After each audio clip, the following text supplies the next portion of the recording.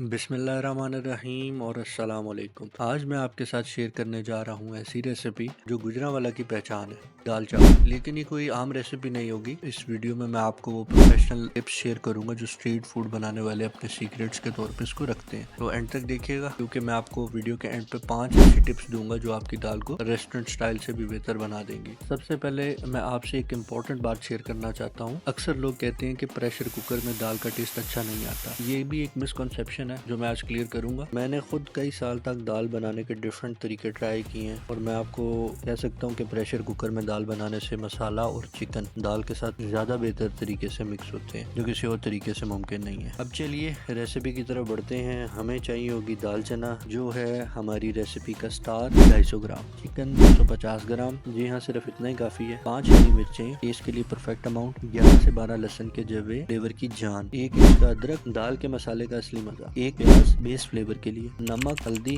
गरम मसाला और लाल मिर्च हस्बे जरूरत इस्तेमाल करनी है आपने। सबसे पहले दाल चना को अच्छे से धोकर 1 घंटे के लिए भिगो दें। ये स्टेप स्किप ना करें, यह आपकी दाल को क्रीमी टेक्सचर देगा। इस दौरान हम बाकी प्रिपरेशन कर सकते हैं। मसाला पेस्ट बनाएंगे। हरी मिर्चें, लहसुन और अदरक को ब्लेंड करके स्मूथ सी पेस्ट बना लें। इस पेस्ट में हमारी दाल का स्पेशल फ्लेवर छुपा हुआ है। भीगी हुई दाल चना को प्रेशर कुकर में डालें। 1 चम्मच नमक ऐड करें, 1 चम्मच हल्दी पाउडर डालें और 10 से 15 मिनट के लिए प्रेशर कुक करें। याद रहे टाइमिंग बहुत इंपॉर्टेंट है, 12 मिनट से ज्यादा ना पकाएं, इससे दाल का टेक्सचर खराब हो सकता है। चिकन को बड़े बड़े पीसेस में कट करें। यहाँ मैं आपको बताता चलूँ कि बाजार में जो दाल चावल बिकते हैं वो 2 से 3 किलो दाल के अंदर 250 ग्राम चिकन यूज करते हैं। तो हम यहाँ पर अपने हिसाब से ऐड कर रहे हैं। हम तो मतलब बना ही 250 ग्राम चना की डाल रहे हैं, तो उसमें 250 ग्राम ही हम चिकन ऐड कर रहे हैं। बड़े पीसेस रखने हैं चिकन के, ताकि बाद में जब हम तोड़ें तो आपको दाल में चिकन के बड़े बड़े रेशे मिले, जो कि काफी अच्छा लगता है दाल में। दूसरी तरफ अब हम करते हैं प्याज को गोल्डन ब्राउन होने तक आपने इसको करना फ्राई। हमारा मसाला पेस्ट ऐड करें जो हमने बनाया था। दाल मसूर शामिल करें। चिकन के जो पीसेस बड़े हमने काटे थे वो ऐड करें। गरम मसाला और लाल मिर्च पाउडर डालें। आधा चम्मच नमक ऐड करें और 2 मिनट के लिए इसको प्रेशर कर दें। अब जो हमने पहले दाल गला ली थी 12 मिनट प्रेशर दे के, अब उसको आप निकालें, उसको आप ग्राइंड कर लें अच्छे से। अब ये 2 से 3 मिनट का प्रेशर आ चुका है, तो इसमें से अब आप